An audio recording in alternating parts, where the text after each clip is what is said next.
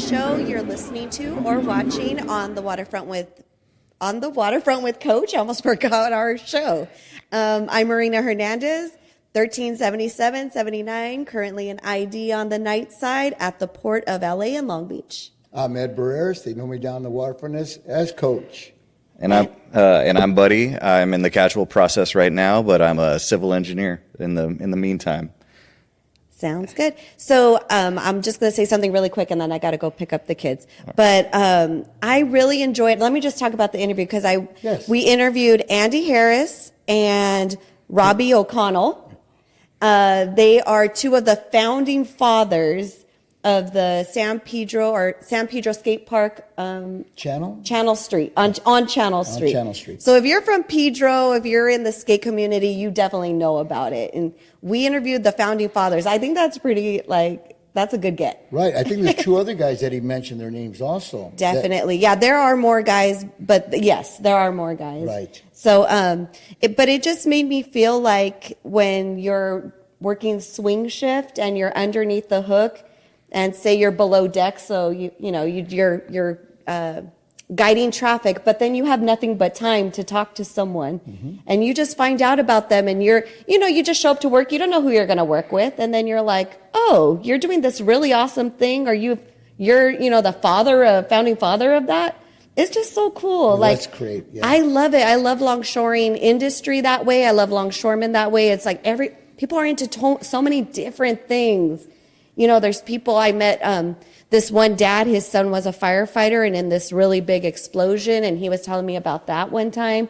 Like, it's just a cool vibe when you're working swing and able to talk to your coworkers. Seems like all longshoremen, they have something else going on the side, and you get to talking to them, and wow, you do that? Or you're a doctor, a podiatrist, or a nurse. There's all kinds of people down there. It's amazing, Andy, I was talking to Andy. He's a gear man at the cruise terminal with Ernie, and he saw the podcast with Ernie. And I didn't know what he did, and he said he opened up, and I said, I got to have you on this program because it involves San Pedro, and it's founded by longshoremen, and they're doing a great job. And he also mentions the politicians that are involved. Janice Hahn, Tim McCosker.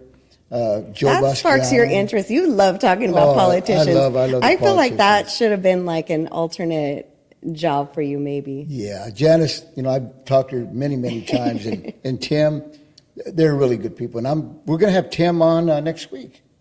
Yes, we are going to have Tim on very soon. So that'll be really cool. Yeah. That'll be a good one. Okay, guys, I got to go. You got it? We got it. All right. Love you guys. Thank you. Love you. Love you.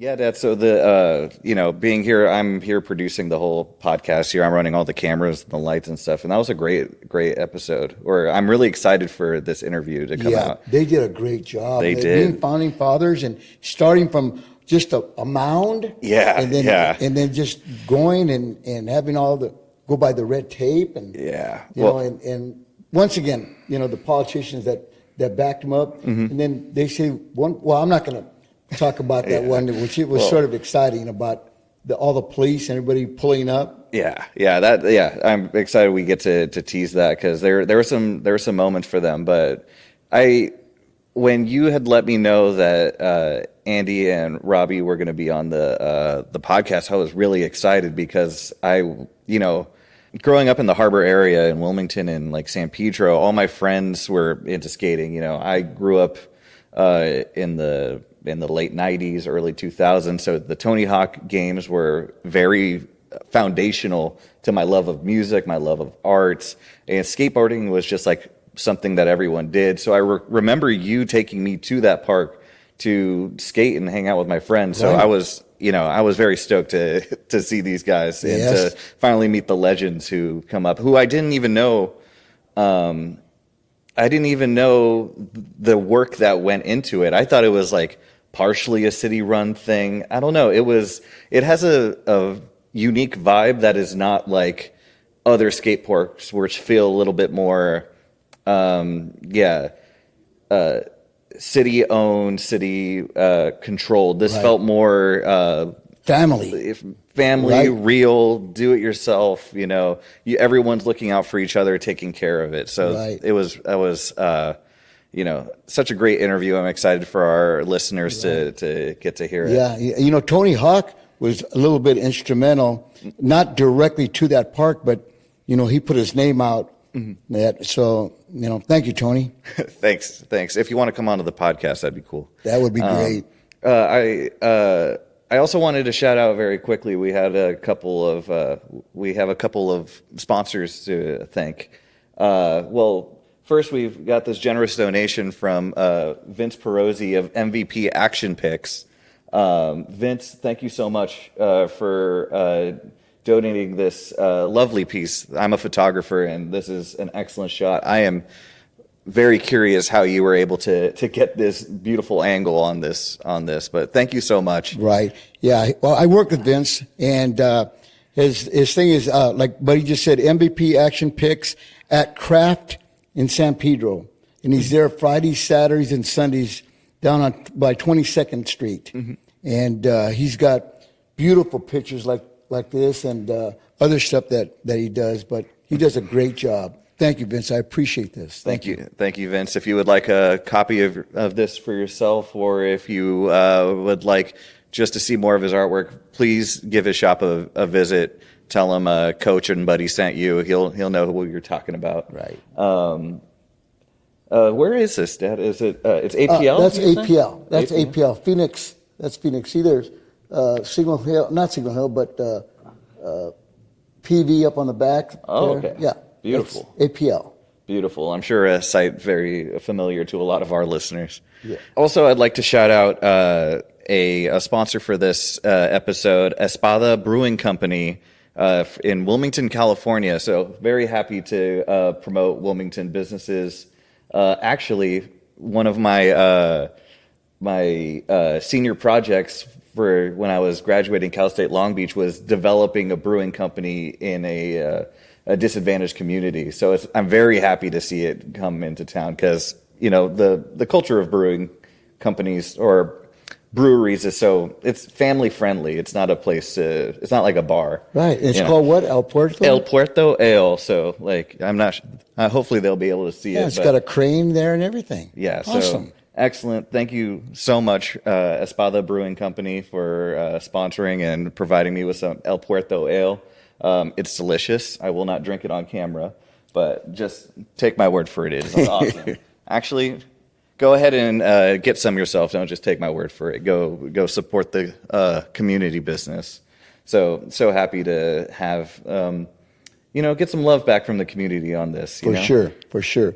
But yeah, in the last episode, I mentioned that one of my very, very good friends, Frank Baca, Red, he got in when I got in 1982. That Monday, he was going in for surgery of sciatic nerve, and I just spoke with him just an hour before we went on air here, and he said he's doing real well. Awesome. Yeah. Glad to hear that. Yeah, so hopefully he'll be back to work soon. Oh yeah, maybe we can have him on the show. Yeah. That would be nice. Yeah. That'd be nice. That'd be nice. I'm glad to hear that. To hear that. Right. I think with that, I think we've done our housekeeping. Keeping the lights on. Let's get to the interview because I'm very excited to share that with the great audience. Andy and Robbie. Okay, I've got them thrown. All right. Today we have two special guests, two longshoremen that have been instrumental in starting the San Pedro skate park, and we'll introduce both of these guys. They're great guys. Robbie O'Connell. And Andy Harris. I don't know how great I am, but I'm a decent person. You're a great guy. You're a great guy. Just trust me, you're a great guy.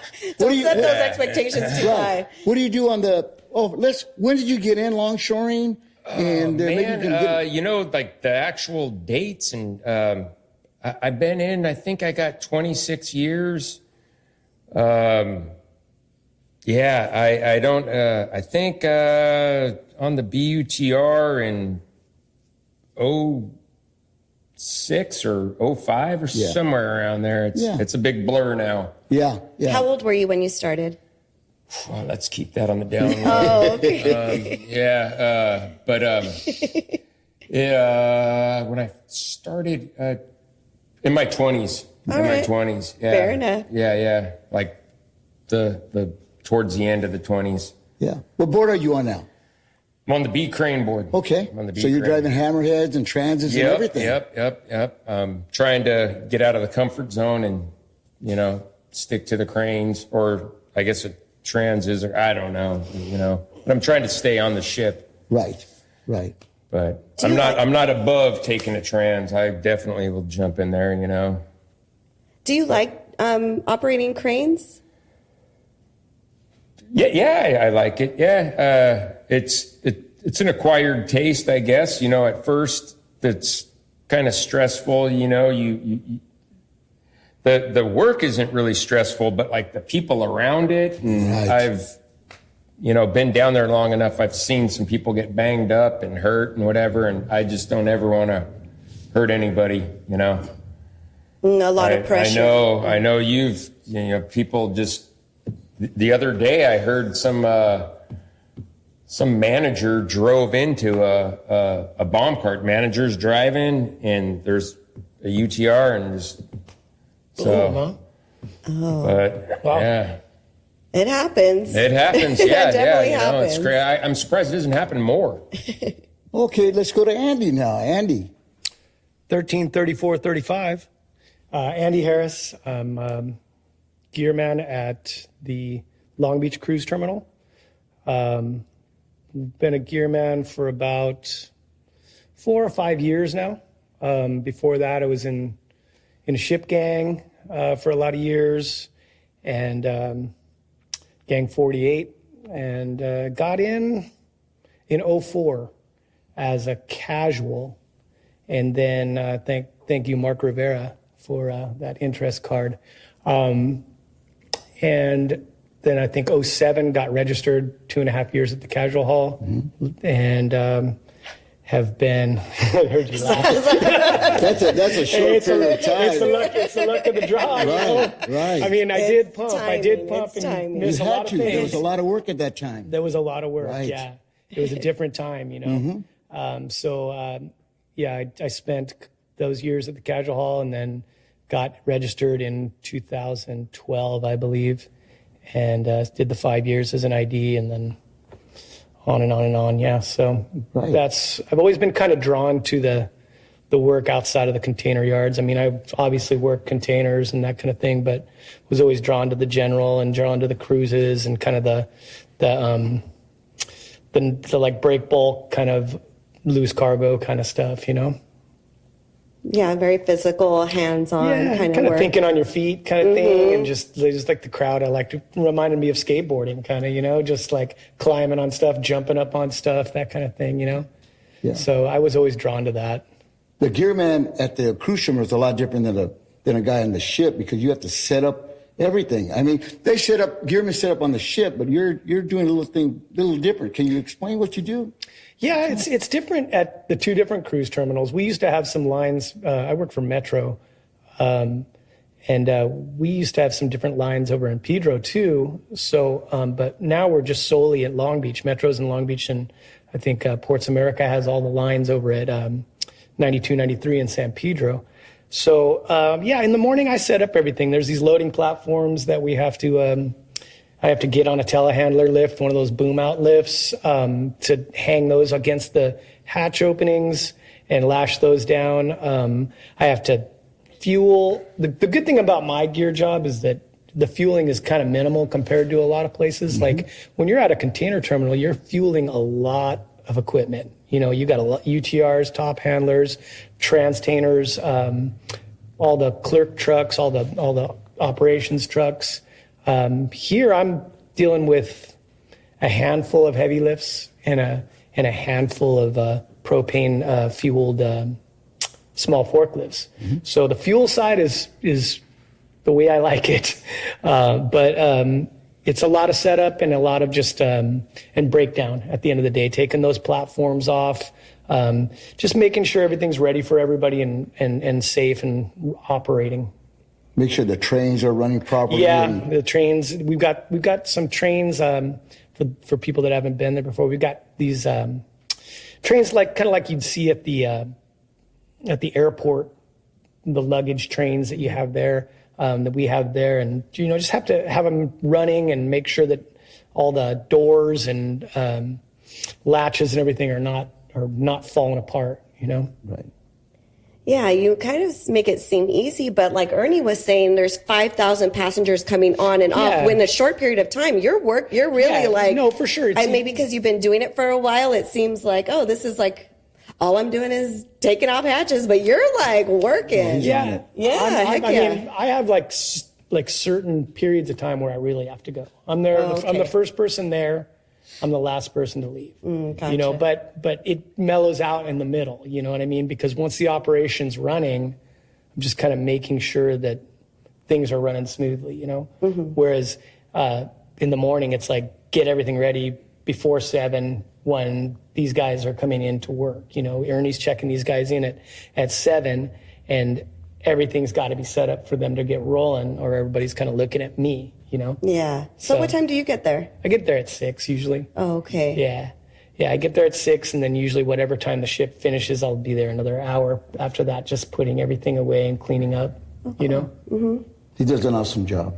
Every once in a while, you get things that happen. God forbid, a piece of luggage goes in the water or something like that. Oh, I've seen that. And so you gotta be there, grab the, kind of like an unlocking pole on the ship. You got to have one of those, a couple different sizes handy to where you can get down there and pull that thing out as quick as possible. Does it happen often? It doesn't happen as often as you'd think. Considering like there's a bunch of luggage in those things, and things are jostling around.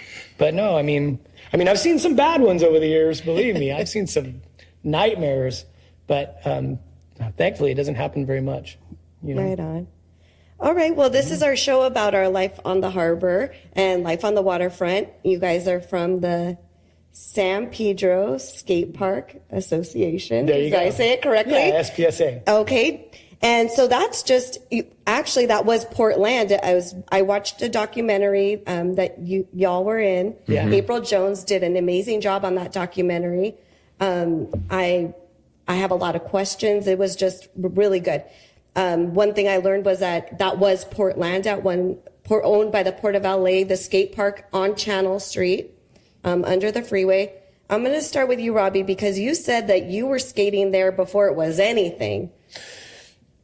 I grew up in San Pedro from probably age 4 or 5, and it's hard to, it's not that hard to explain, but the brotherhood of skateboarding through like the 80s into the 90s, it was a lot smaller than it is now, that we've entered in the social media era and whatever. And it was pretty tight. It wasn't as like popular as it is now, but, For sure. yeah, that was like a skate spot. At first, it was a BMX track. There was like a thing called Harbor BMX down there, and that was another thing. I would go down there, and I would have my bike, and nope, where's your mom and dad? And I don't know where my mom and dad are, And so I would be like on the outside, and I used to jump the fence. I was 12 years old, throwing my bike over that thing and what are you doing? And then we'd get ran. So I've been going down to that thing, which is kind of weird that you bring that up. Not really that weird, but it's odd, I guess, that we end up doing this like really close to almost the location of where that Harbor BMX was. And it has, I don't know. I think for a while it was kind of used as a park and ride. I guess that's what it was intended for or something. Mm-hmm. But it became pretty quick, like a hot spot for like just dumping washers and old hot water heaters, and somebody remodeled their kitchen. So it's always been kind of like neglected. And then I don't know. Did I answer the question?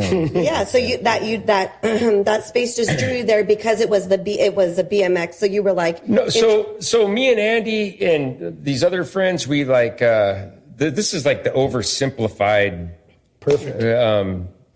Scenario of it. Like we're skating, we're grown kids, and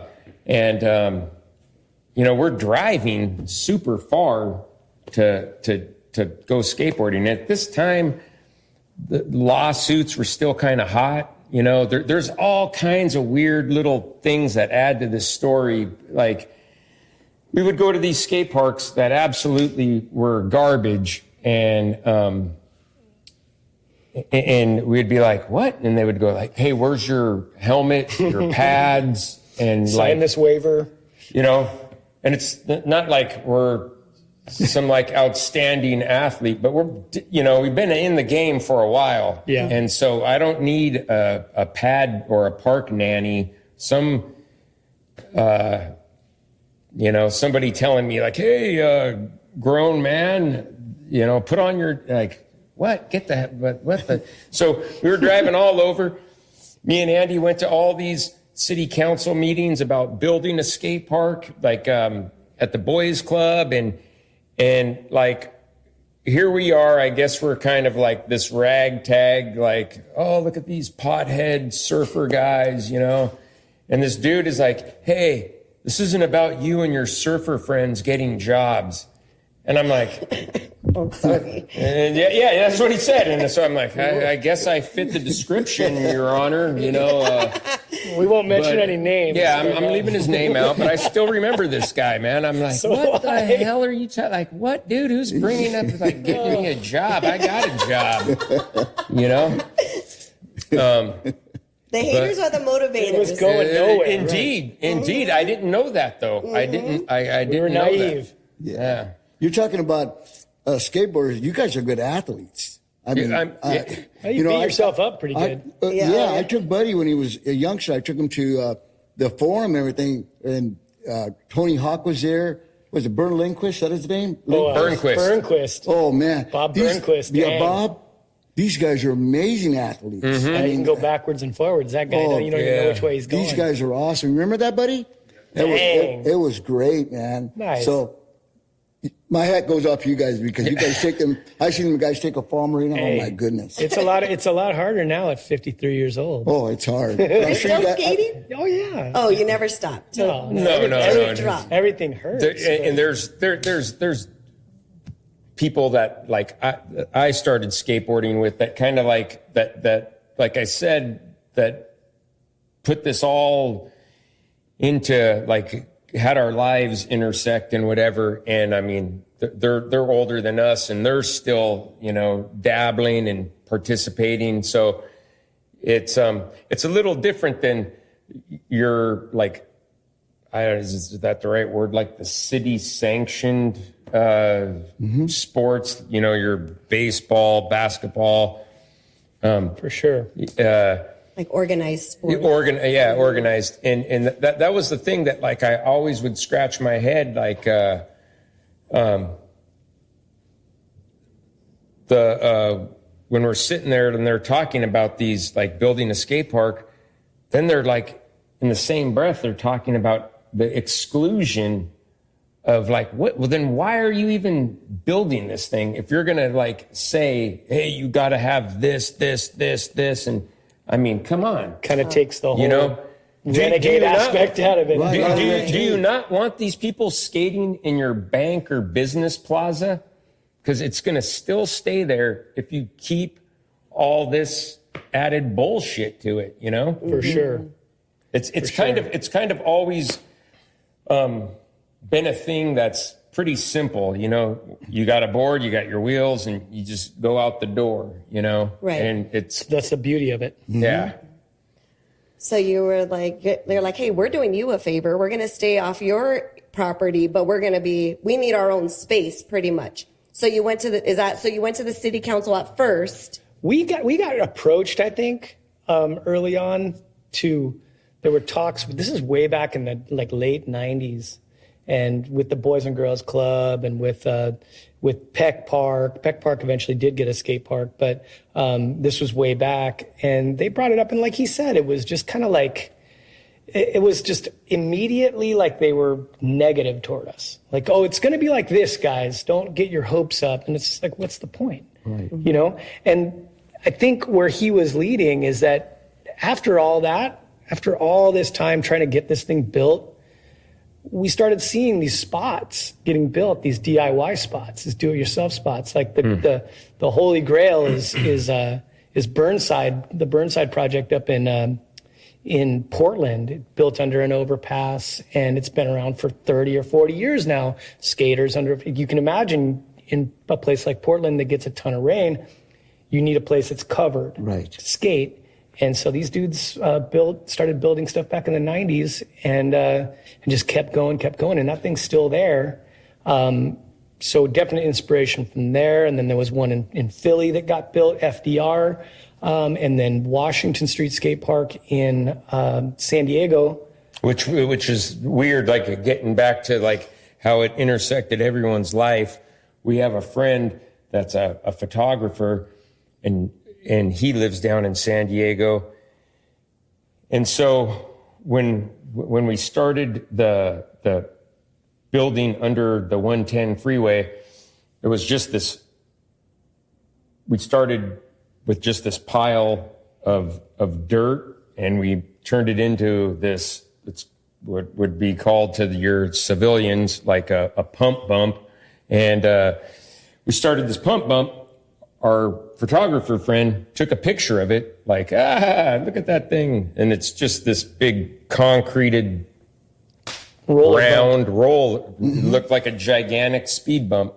And but it was buttery sweet. And It's no longer the photo ended up being shown to these dudes in San Diego, and these guys down in San Diego like latched onto it and like, whoa, go back, whoa, and they were in awe of it, and so that kind of started the connection. And then go down there and camp out. I was a casual at the time, so I had no schedule. I was completely undomesticated, and I would just go down there and just hang out and build and work, and and then they would come up and help us.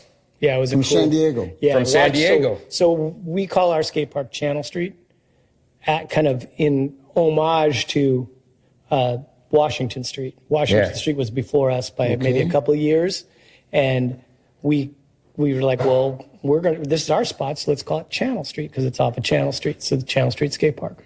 Yeah, and but those things were kind of like the determining factors of like, dude, we don't have to deal with these lamos. We can go just build our own thing. I mean, don't get me wrong. I think Robbie would agree too. I don't think we thought that this was going to last very long. You're like 2 blocks from Harbor Division, Right. And, we're just like, we'll just screw it. Let's go buy like 10 bags of Quickcrete at Depot and get some chicken wire and borrow some water from like one of the automotive places there. And we just... It was so weird. Figure it so out, crazy. So you guys actually built it, right? Oh, yeah. Yeah, we built the whole thing. You guys Yeah. built it from... Every stick of rebar, like, I could tell you all kinds.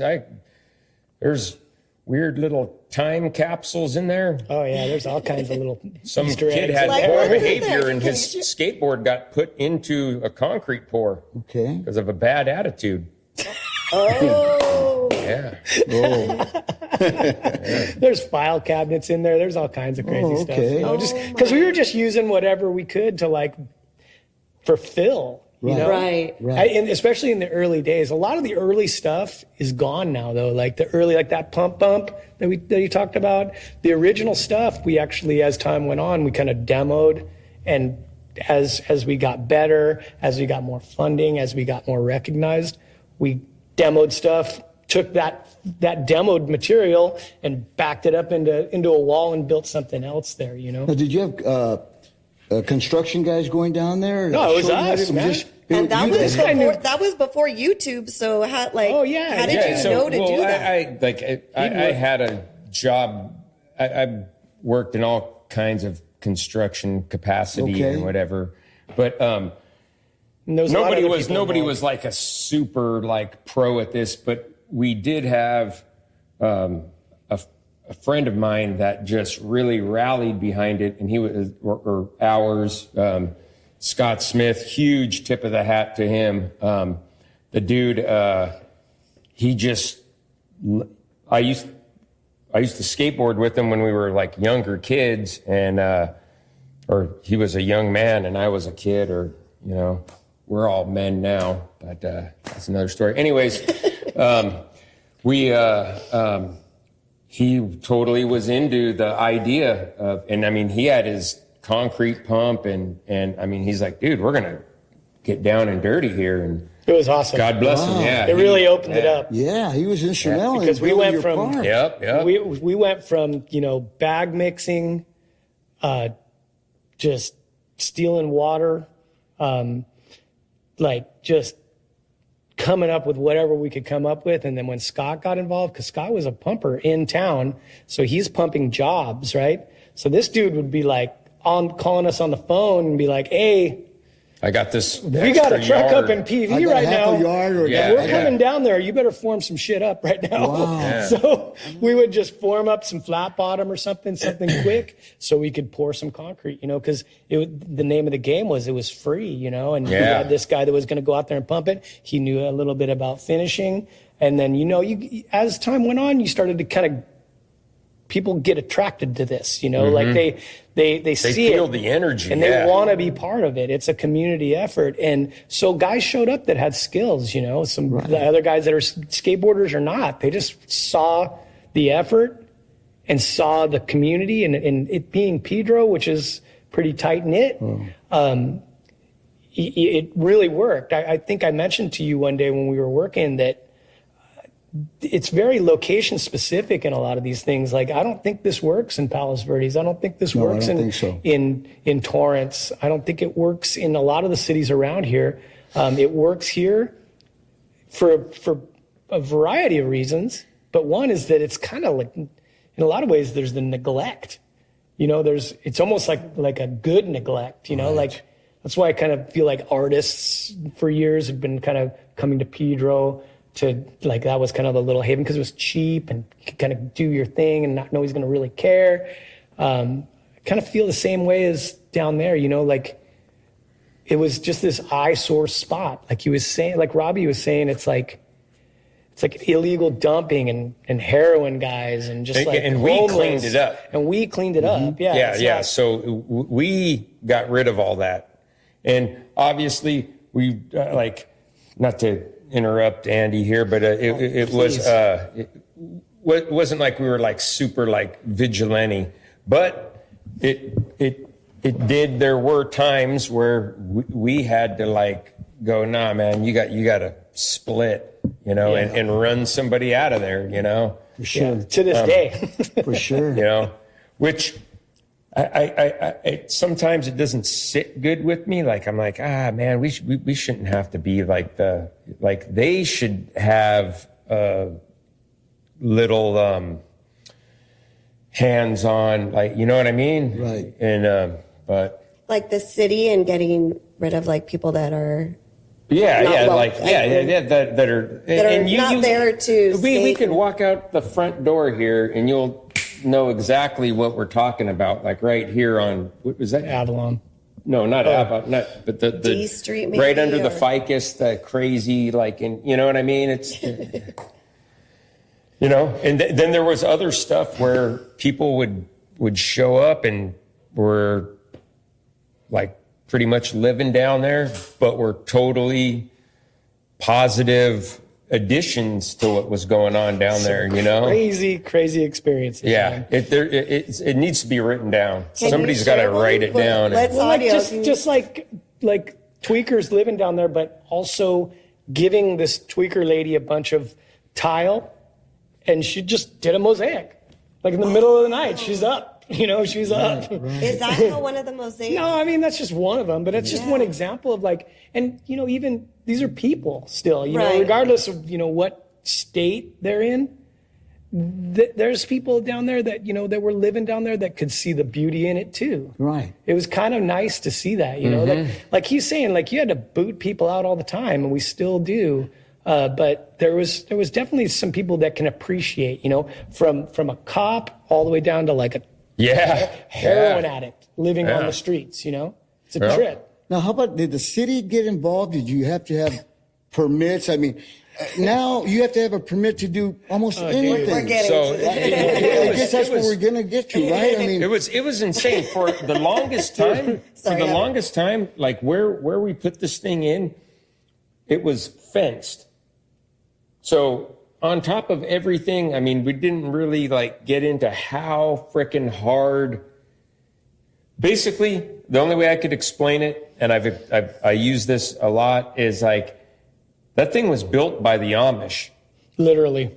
Like sledgehammer, like demo the street, everything. Like we should have like rolled up with like horse and buggy and those beards. wow. And bare hands. They're bare hands. There was a lot of bare hands, especially in the early days. because we would do all this concrete, and then we'd have to jump a chain link fence to get in there. Yeah.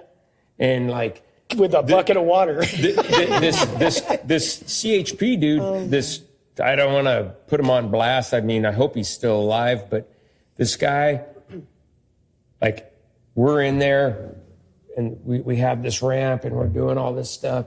And then he pulls up and it's like, oh, the cops, the ultimate bust. right. It's not like a suit and city badge dude. We're afraid of them. Because they came into the city badge people and whatever, and we love you. I hate them, and like they're just double talk, But so the cop is like, I'm not going to do anything, and then he would chat with us. Yeah. And I got to know the guy kind of. It was like It was so crazy. Our interactions with people down there, with like the cops, most of the time, super cool. Well, they saw the positive things. The positive aspect of Yes. it. I mean, it's kind of like just by putting bodies down there, that homeless element doesn't want to be there. Right. Because they don't want people looking at them. Right. And then after that, I mean, this is say a couple years into, or even a year into it, kids started showing up. All these kids, parents, like, I always thought that was so funny, like parents pulling in with a minivan and dropping their kids off under a freeway and just bailing. Like, all right, I guess we're babysitting your kids now.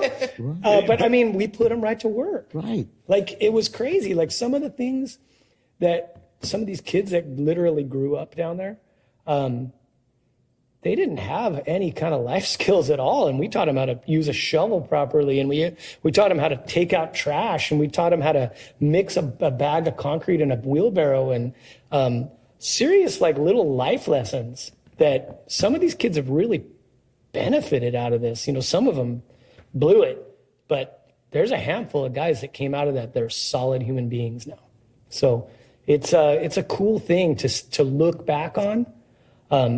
All the interactions we had with people, with parents, with city officials, with cops, the business owners. I mean, the business owners of that whole Big Nick's and what's it called, Las Brisas, Yes. and the liquor store and the donut shop over there, they've totally benefited from that. Sure they place. did. Because over the decades, that's become a spot for the young guys to go over and get their donuts and we hyped up. I mean, there was a place right up Channel Street called San Pedro Building Supply. Yeah. Oh, we were in that thing constantly. Yeah. These guys they were drive like, forklifts of cinder blocks over for us. yeah, they were like, oh heck yeah, It was so cool. I'm so bummed that place closed down. It was, because yeah. like, it was the classic mom and pop connection. You got this DIY park and you got this little operation across the street where we were getting our supplies from. I'd much rather buy them from them than probably from Home Depot. Home Depot, Right, for sure. Now, city officials, you talked about city officials. Can you name a city official that really was a backbone or helped you guys? The first thing that went down was when we decided, once, like Robbie said, when Scott Smith got involved and we went beyond the bag mix and we actually like, screw it, we're ordering a truck, a full load of concrete. Right. So we formed up some stuff, brought the freaking truck back in there, and that kind of like brought a little bit of visibility. Right. And so that day, street services, the harbor department, and the cops all showed up and said, cut this off. This is about 2004, Okay. right? And we had already made kind of a connection with Janice Hahn's office, and her chief of, her like main assistant Okay. was Caroline Brady, who is like patron saint of the skate park, in my opinion. She's now the executive director of the Cabrillo Beach Aquarium. Thank you, Caroline. Thank you. Caroline is Janice, thank you. awesome. And Janice, so I got on the phone that day because all these people were down there going, this is done. This is over. And I called Janice's office, and Caroline came down and said, and negotiated that thing. They put up a fence between where the railroad is and the skate park. And that was one of their issues, is that there's, a skate park right next to a live railroad track. So they put this fence up that's still there to this day.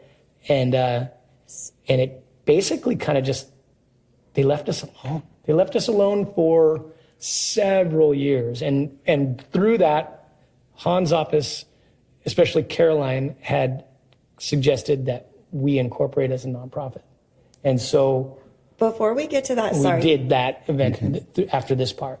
Sorry, because I'm really interested in how was that day when they showed up? Were both of you guys there? Oh, yeah. And was it like We had wet concrete on the ground. wet concrete on the ground? They roll up and you guys are like, Fuck. and then what was like, was it like the heads, like the leaders approached each other and tried to negotiate a bit? What was that day They like? said, who's the leader there? Who's Yeah, who's in Rob? charge here? It Who's in charge was here? it was so crazy. Like I said, there were the CHP. There was two of them that would patrol that thing, and one dude was like a little younger, and then the older guy was. I'm guessing he was like a Texan or something. He's like this kind of had like a little Southern drawl to him, and both of them were totally on board with us, which caught me off guard. I'm like, oh, the cops like, wow, this is the first time in my life. Kind of rekindled my faith in mankind. It really did. It was a trip, I'm more of the glass is half full guy now. And it's all because of that, And Officer Ross. oof, he said it. But yeah. Yeah, he's Ross. retired now, guaranteed. He was a backbone, helped you guys? Yeah, he just was. He just a would cool guy, just a turn cool- turn the blind Turn the eye. blind Yeah, eye. yeah. Yeah. And I guess that too, like when someone approaches you, you don't know, like, is this going to be contentious or is this like, what is there? We could tell this was going to be contentious Oh. on that day because a lot of people showed up. Yeah. Okay. And they drove was like a down coordinated They effort? drove down the like dirt next to the railroad track and pulled up right on it.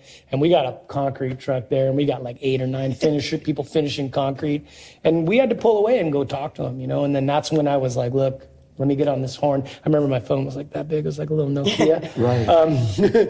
And I called over there, and I mean, you know what? She came right down? They came down, and it was. Then the Daily Breeze did a little article about it. At this time I wasn't longshoring. He was casualing, and I was an LAUSD substitute teacher.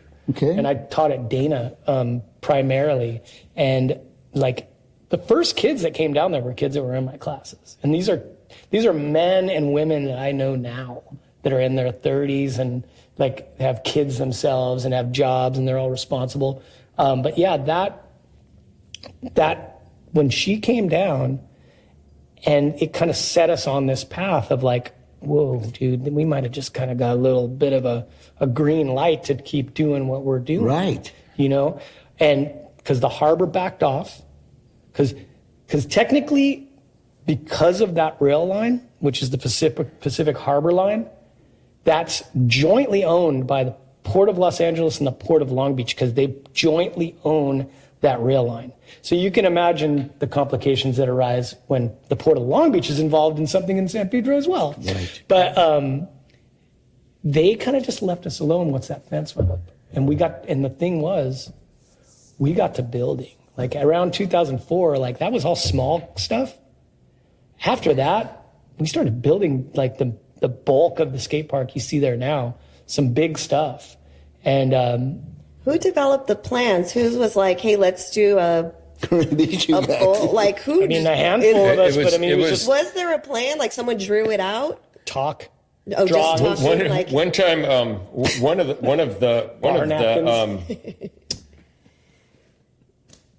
of the plans is on Carolina Place, 36th and Carolina, in the street. A guy that I used to work for, he had me like lay it out to scale in his. He has like a wood shop behind his house, Mike Wilder, and he was like, yeah, here you go. This is what it would look like. He drew the plans. Well, it was drawn. It was like chalk lines, and we were like, the dude's like pretty handy, and we did a scale thing, and that's the square bowl, which is kind of a popular a feature of the park. Big giant piece. We did that bowl. We did in I think 2005, and it was 2 full trucks of concrete. We shotcreted it where that's like brought through an air compressor that shoots the concrete so it sticks to the vertical walls. We did 2 full trucks. That's 20 yards of concrete, and that was one of the bigger. I think that's probably the biggest. That was a big one. Yeah, and that's all the way back in 2005. We had allies from Burnside to From- Sage Bulliard. All these people came down. Super All like there's talented so much people. more to it too. Like there's the Andy was talking about like the Burnside and those guys that started that. Like 2 of the dudes that they went into like they're like concrete contractors, and they make Dreamland skate parks. They make these insane skate parks. I'm surprised nobody really like looks at what they're doing. I mean, it's incredible the stuff they make. Yeah. It's unbelievable, and it's like, and Andy and I and other people would try to talk to These guys. the city council people down here and go like, look, you're going to get the most bang for your buck with this right here. Here you go. You want to become the great councilman or whatever, and look at what I did and all that, whatever. Go with these guys. When we're like in reference, kind of like when Peck Park was being built, the skate park, we pushed so hard for these guys that are just like world-class craftsmen, skateboarders, but have their own skate park business. And the way the city works, it's all about the lowest bidder. It's all everybody's in bed with everybody, and we didn't get the contractor we wanted. And the town suffered because of that, because Peck Park didn't really turn out that great. Right.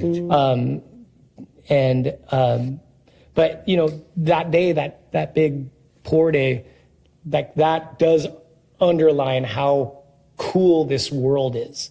That skateboarding and also this kind of DIY construction like melded together, where you got these guys coming from Portland, you got these guys coming from San Diego, you got these guys coming from all these different walks, like all these different skate park companies, and all coming together to work on this. And free. And for free. Free. just know, for the love of it. Yeah, absolutely, 100%. Yeah. And that's what's always like, I think, blown people away about Yeah. it. And that's what a lot of these kids have kind of learned. Like a lot of them that started out down there, like they used to call it, oh, that's your skate park, Andy, that's your skate park, Robbie. No. This is our thing. This is the community's thing. There's no ownership here. The only ownership that's here is you cleaning up that trash, you calling out people that are littering, you making sure you're doing what's right, because this is your home as well. So it does do something that maybe wouldn't happen in a classroom or in a job or whatever, where you do learn to be like, to work together. Right. Yeah, and I think it takes like that kind of, selfless investment, and then the young person kind of like latches onto it, because for sure we didn't just oh, here you go. Yeah, it's great. Yeah, you know, throw Slurpees and Cheetos everywhere and then bail. Like They'd get called out. Yeah, you would, you know, called Yeah, out. there's a story about that in the documentary, Dad, where like almost too big. Yamo, am I saying Yamo? Yamo, he should be here. He's an ID. Oh, is he? He's an ID? Oh, cool. I might Dayside see him. ID. Is he night or days? Dayside ID. Oh, okay. I won't see him. But maybe I feel like maybe you've seen him. Anyhow, so he's like one of the founders, I Yep. would say, too, Yeah, correct? 100%. Okay. So he was saying, and then these kids were saying at the same time that they would just throw their trash there. And he's like, hey, bro, you got to clean up that trash. And they're like, no, we're not going to do it. So he got a trash can and threw it in where they're skating. Like, if you want to skate, clean up all of that now. Like, this, like, we're working here. This is not a, Right. You got to put in work down here.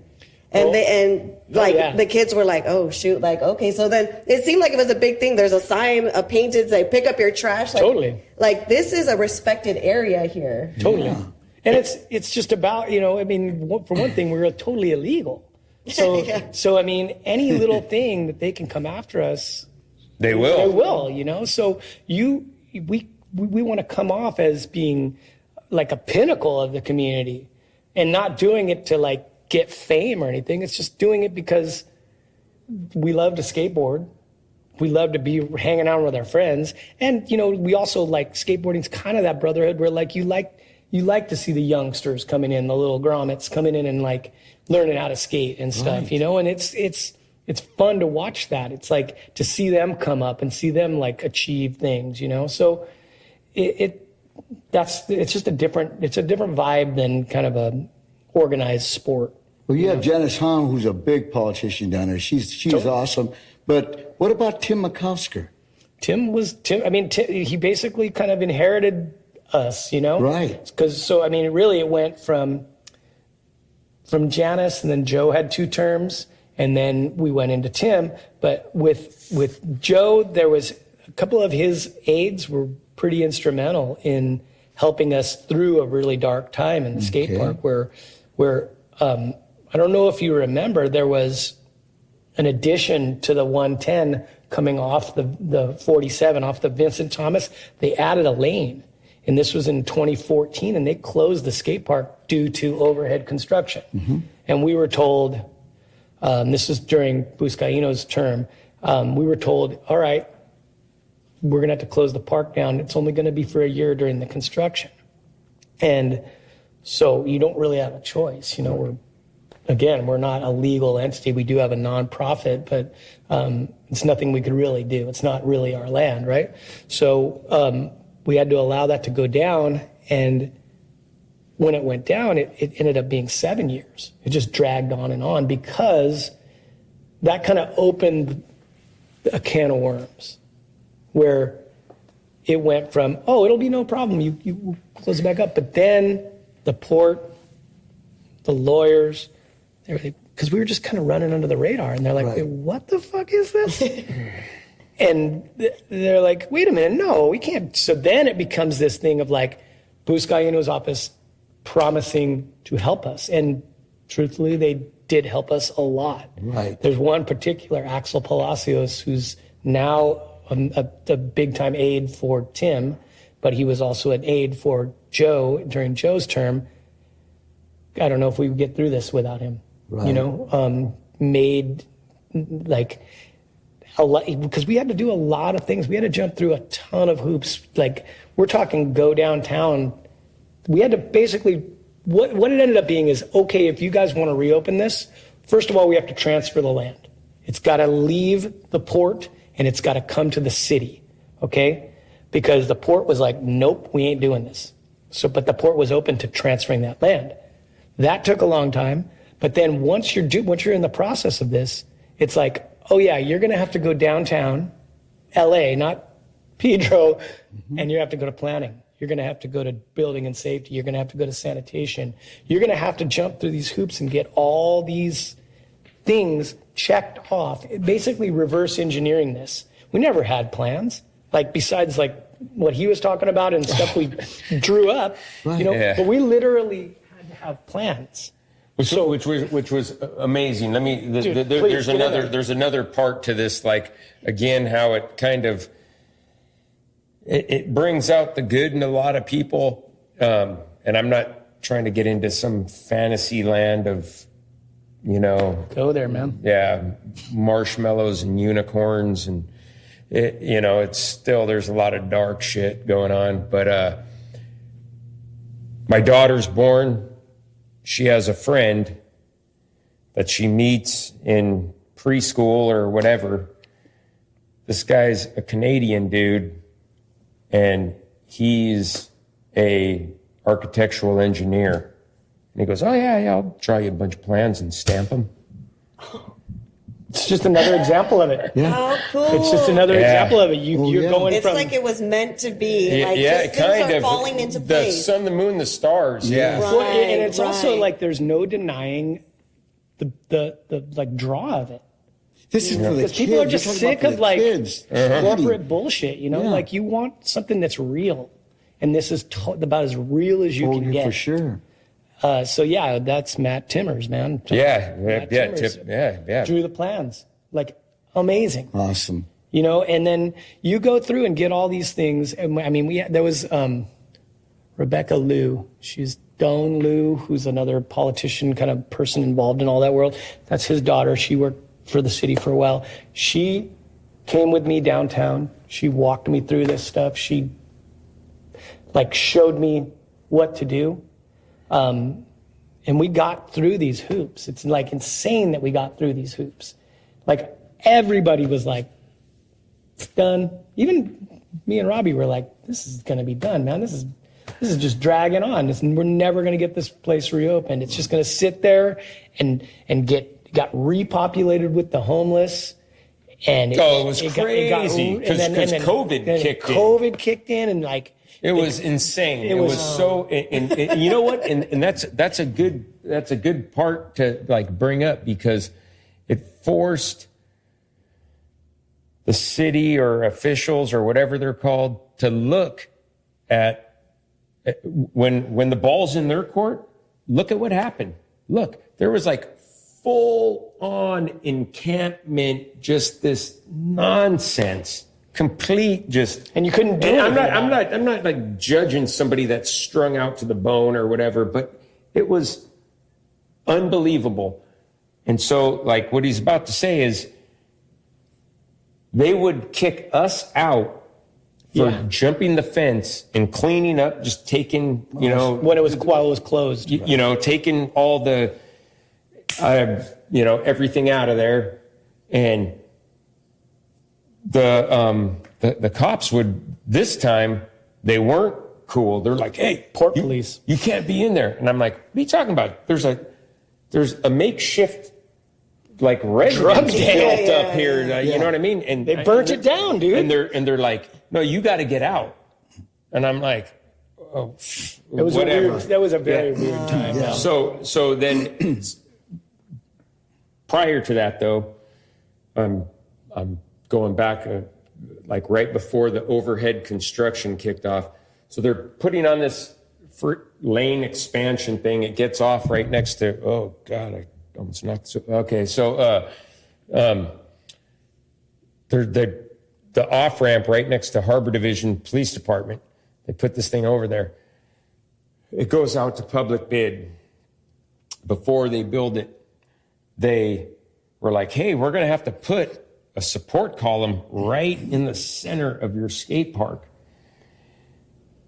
They have this meeting with this dude, and he's from Ventura. Do you remember the name of that? So the contractor that was going to build the contractor that got approved for doing this work. He goes, yeah, have these guys come down. We go and we meet them in this little bungalow trailer thing on Beacon Street. On Beacon Street, right behind where the windsurf place used to be. And he would go in there, and I'm pretty sure the guy's name was Brett. And he's like, yeah, hey, what's up? Oh, man, yeah. He's like, my foreman on my job said none of his men are going to touch your stuff. We refuse to tear this down. So they moved the column. They moved the column. Freeway column. Wow. That's They moved crazy. Yep. between the railroad, out of the bowl, onto the railroad. Remember those surveyors were there and they were bitching at us? Yeah. You gave us a whole bunch of more fucking work because they had to move this thing out of there. That's amazing. Crazy. So there huh? were people that were in support, like in key positions, just like Insane. actual people, not Isn't that a trip? like Yeah. if you took that person as a person and not as their job, you know, like Yep. as their job, they'd have to say, no, you can't do it. But as a person, they're like, hey, I support what you guys are doing. Yeah. Yeah. That was just a really dark time because we were just going through the motions of how to get all this stuff done. I mean, and the younger guys were getting pissed. I mean, they were bummed about it, you know, like they had this whole kind of world developed, these youngsters coming up and learning to skate. A lot of them were getting sponsored. Some of them turned pro, and then it just falls apart, right? I mean, even during I don't know what year it was, but it was in the middle of all that. Joe Buscaino had a commencement address at San Pedro High, and he brought it up. I don't know why he did, because they booed him at the commencement because he brought up Channel Street Skate Park that they were trying to get it reopened, but it had been dragging so long that it just came off wrong, and the crowd booed him. You can hear it. Yeah. Oh, Yeah. man. So, I mean, and that's not to take away from that. I mean, they were in charge when we got this place back. So much thanks to them, you know. Right. Well, it probably took the booze for him to be like, oh, shoot, this is something There was a lot of that pressure people on him. care about. People That's want, yeah. huge There was a pressure on him. on there was a him. huge Yes. social media pressure on him was as good. well, you know, because these guys were like, no, this is BS, you know, like Robbie said, you've got homeless encampments now instead of a community skate park. I mean, literally, we're getting tickets for jumping the fence to clean up the place. We even went so far at one point, I said, you know what, why don't we do something that gives us even more visibility? We went up the hill, you know, like the hill where you get onto the 47 off of Gaffey with that big kind of green hill that's right there. Right. Black Hill. Well, yeah, it's the back of Black Hill, yeah. We climbed that thing when it was all covered in homeless encampments. This is like probably 2017 or something. We climbed up there and cleaned it. Like as a community thing, like let's go up there and let's document this and go clean this hill up. It was because it was nasty, you know, and it was in our neighborhood. Right. So, Such proactive efforts. Did you spearhead that? yeah, I just brought it up and then people were pumped. And they do were it. like, okay, let's And do then it. we got Clean San Pedro got involved, or no, it wasn't. It was like some dudes that were. There's a guy that works for Joe for Tim's office now. The hell's that guy's name? Anyways, he got involved as well with his organization. We went up there and cleaned it. Nice. So what was motivating you guys during that dark time? Because you could have easily just been like, F this, like, let's try, or I don't even know. Like, what was motivating you guys to be like, because to keep going down to downtown LA, keep up with this process? You know, for me, Axel was the only one in that office, at Joe's office, that was like, we'll get this done. We're going to get this done. And, you know, and maybe a little bit of like just seeing what had developed down there, not only my experiences, but especially like the younger group, to see like, and then they built Peck Park as a result of that while we were closed, and it didn't quite turn out what we hoped. And we all kind of felt like, oh, they want to build this other park so they can just say to Channel Street. But I think it was kind of a little bit of a grudge, like, fuck, man, this is bullshit. We should be able to get this thing back. This thing was so awesome for so many years. Why couldn't we just get this back? And, you know, it worked out so far, at least. So in the film, it shows that you had like a celebration and then Buscaino came. Yep. And because you had the blueprints to redo it, but then there was still a lull after that. That sometimes happens, I think, with politicians. They get overeager to like really have a win, and maybe they jumped a little too quick on this. You know, like, okay, we got the plans, we got the construction documents. The next day, we had the construction documents. I'm like, hey, we need to get in there, and there's locks on these gates. So we went and just cut the locks, and that led to being, you know, cops coming down there and shutting it down again. And it's like, well, what the hell are we supposed to do? We got construction documents and we can't do construction? Like, So it dragged on for another several months, and then they finally got through that impasse and got it to where they basically gave us the keys, and we got put in a department, the Department of General Services, which we still sit in for the city of Los Angeles. It's not Rec and Parks. It's General Services, and we have a lease, 20-year lease with the city of LA. No money involved, but we do have to pay our own liability insurance. We do have to provide, right now we're not providing them because of construction that's going down there adjacent to the skate park, but we do have to provide bathrooms. We do have to provide a trash removal. So these are things that come out of our organization's pocket. And the liability insurance is the biggest deal because it comes up for renewal every year, and it's a pain in the ass to get it renewed because nobody wants to take this under their wing. You know, I've actually heard that the insurance company that we have this time around also insured Evel Knievel. So that shows you the level of what people want to be involved in here. But sure. So we do have to pay those things, and we do have to keep that up as part of our lease. Where does the funds come from? Fundraising, location shootings. They do a lot of like film, like commercials, that kind of operations down there. We've done a lot over the years down there with that. That we get, you know, a donation from whatever. Like recently, we did one with I think it was like Meta, you know, like the Facebook company. They did a commercial down there, and we got a good chunk of money for them utilizing the place for the day. You know, they donated to our nonprofit, basically. You know, they still have to go through all the normal paperwork of dealing with the city and Film LA and everything that comes associated with doing work in the city, film work. But they also give us a donation, you know. So fundraising, doing like, we usually do 2 events every year, like kind of a contest, concert, barbecue kind of thing, big raffle, that kind of thing. We've done things over the years with the Toberman House. We've done stuff with the Boys and Girls Club where we do these community givebacks because we have a lot of connections with the skateboarding industry. So Vans, a couple of the local skate companies, Girl and Chocolate, have donated equipment. And then we get like somebody like Toberman to come down and bring some guys down, kids down, show them how to skate, give them equipment. We've done some stuff around Christmas a couple times, but all those things are usually coupled around like a barbecue and a raffle and things that, you know, people come and throw dough into the hat, you know? So it's a mishmash of stuff, but it's always a challenge because we never know how much that insurance is going to be every year. Right. So where would you say the skate park is now? Do you guys feel like it's smooth sailing from? Yeah. There's always just questions, you know, like what I was mentioning recently is we've got this construction project that the port and Caltrans are doing right now. So if you're ever driving along North Gaffey and you see on the opposite side of where Target and Home Depot are, on the opposite side of Gaffey, there's a sidewalk with like benches and grass and landscaping.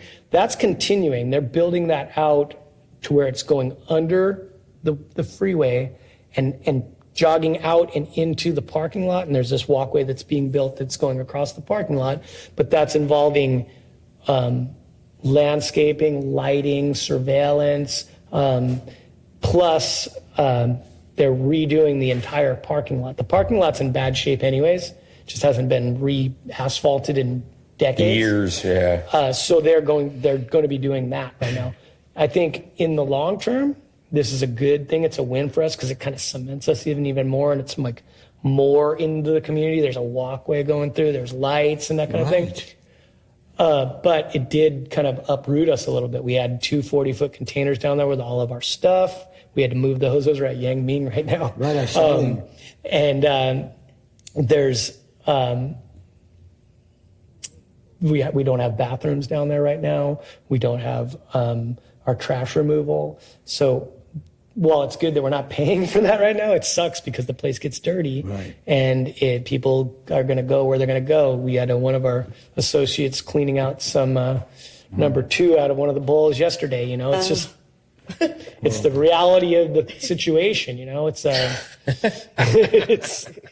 it sucks, you know, because when you do have those facilities down there, you can't just leave a porta potty down there though. You have to have we had like a enclosure around it. Yeah, it's crazy. Because it'll get wrecked immediately with people passing through, you know.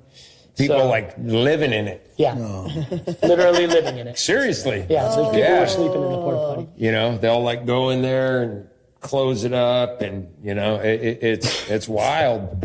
Or they'll go, because we have it locked up, right? Yeah. They'll go right in front of it. That's a problem. Yeah, It sends a message. I think maybe they're like, oh yes, a porta potty, and they're like, God damn it. Yeah, they're like, well, I gotta go. Yeah. But yeah, I mean, to answer your question, it feels like we're always kind of tenuous. It's always kind of like we don't know what's next, you know. You know, and there's like after a while, I don't know. I'm not speaking for Andy or anyone at Yamo or whatever, but like it gets with all the good that you see, you do like end up like getting a dose of reality. You know, we would do all kinds of stuff to like kind of give the place like a little softer edge, plant cactus and plants and whatever, and try to set up the front of the, you know, I guess, you know, the kind of the buzzword now is like some curb appeal. And we had an anchor in an old, like, jitney wagon. Yeah, like for like a bale of cotton or something. You know, like those old wagons that the jitneys used to pull? Yeah. And these dudes come, cut this lock that we had, and somebody saw this derelict, like dragging this thing down the street with like a probably like a sport fishing boat size anchor. Bigger like than a sport fishing boat. This thing, you know, this thing's massive. And What? yeah, So we set it up on the corner of Channel and Gibson right there. Like he's saying, it was that's a the curb tip of the appeal. iceberg. This story too. It was a curb appeal kind of thing. You put an anchor out there and this old like piece of like longshore equipment. Like this looks cool, you know. And we locked it down and everything. And I get a phone call and I'm like coming from break from work or something. And the guy, hey, these guys are stealing this shit. And I pull up and this dude is dragging this steel-wheeled wagon down Gibson toward Wilmington. Like, this guy's going to the scrapyard with this thing. He's going to go walk 6 miles with this thing. And he has the anchor on it. And we just came down there like, hey, what are you doing, dude? Took it back. Oh my, wow. Yeah, so you get like a little kick in the teeth every so often, you know, and there's always been like some vandalism going down and like there's just so much. It's a never ending thing. Yeah.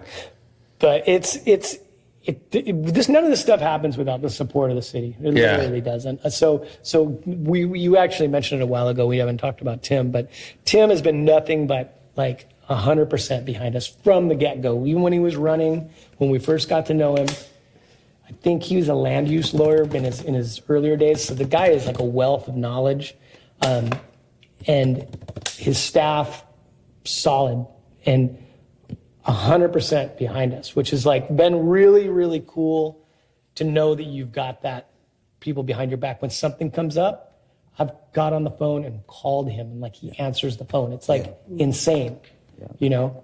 And I mean, even to this point, even to this day, like with Janice being in the county supervisors, like I see her at Trader Joe's and stuff, and like we always chat it up. You know, she always called it her Watts Towers, you know, because it's kind of got this art aspect to it too. Mm-hmm. You know, mosaics and murals, which I mean, going forward, we really want to push the public art down there, you know, and maybe this organization here, we'll have to talk. Maybe we can get in touch with some people that would be interested in doing some high-level kind of mural work down there, you know, because if you think about it, when you drive by it, when you're going to work, when it's such a, like, it's just a huge canvas.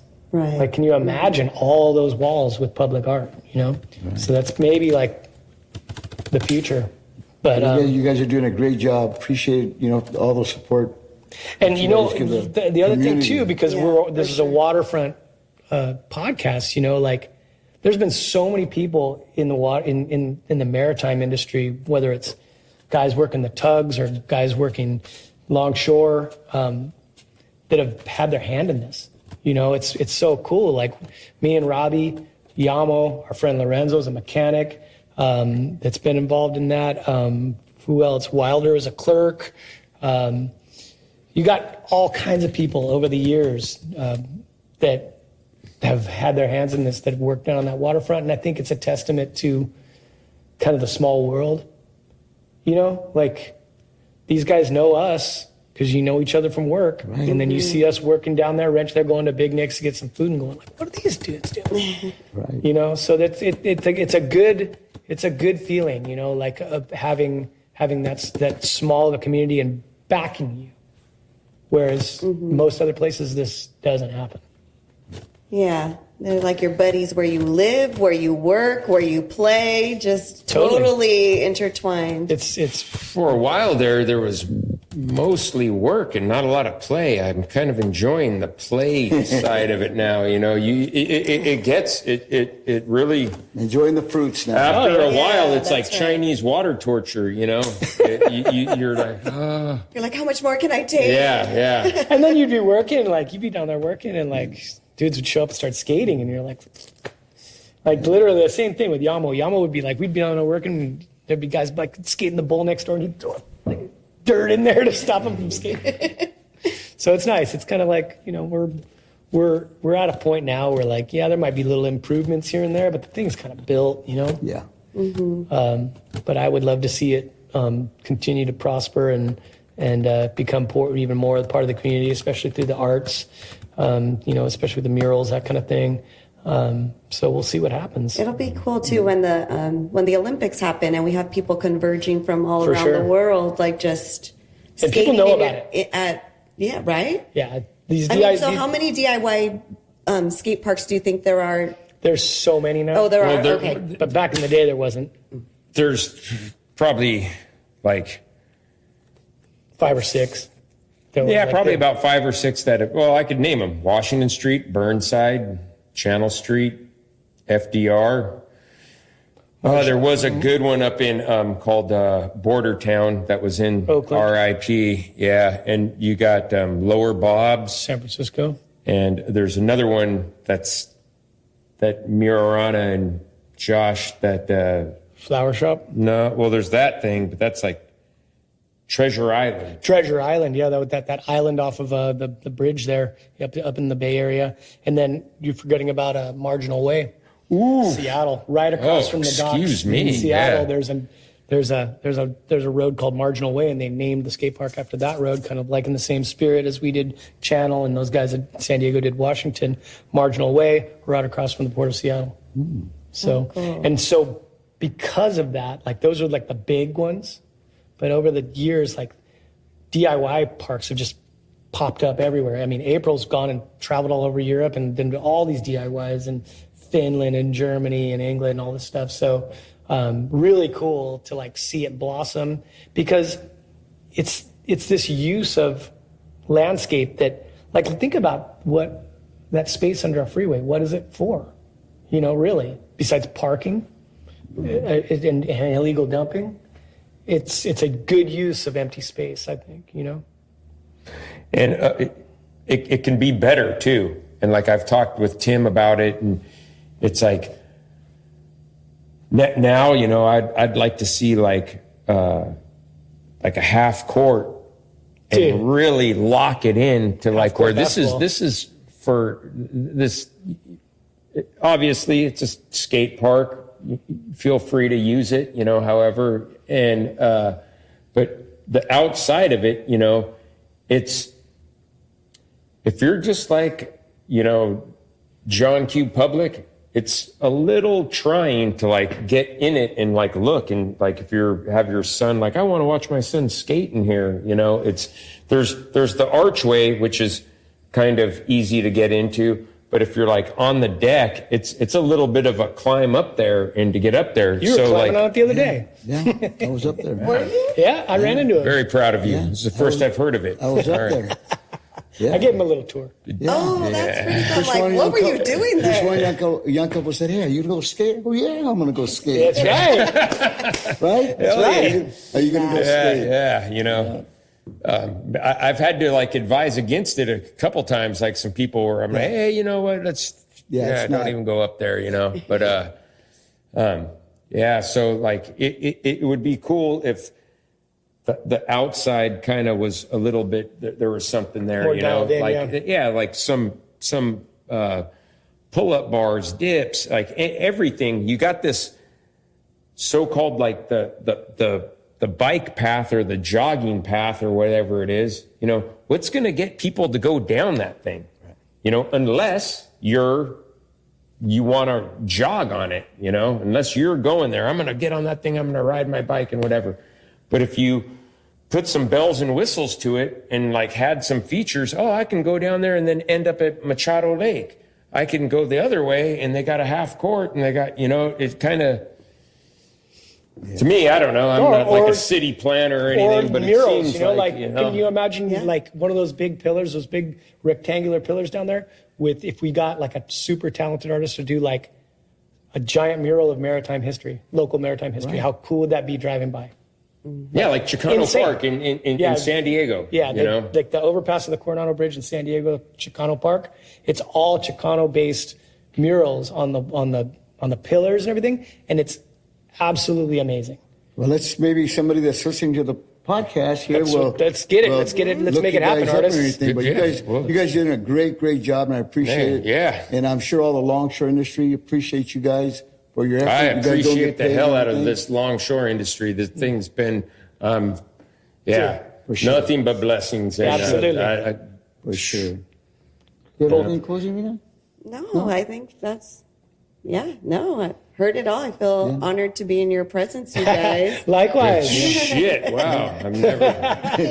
All right. Thank you guys. Appreciate you. No Hey, I problem. appreciate you guys.